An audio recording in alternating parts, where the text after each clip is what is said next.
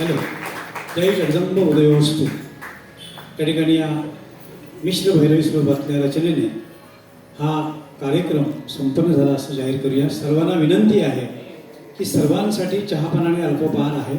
अन्नपूर्णा स्तोत्र आपण ऐकलंय, अन्नाचं महत्त्व, आणि ते फुकट जाऊ नये, तर आपण तो आनंद आस्वाद घेऊनच घरी जायचं आहे. सर्वांना पुन्हा एकदा धन्यवाद. शुभरात्री.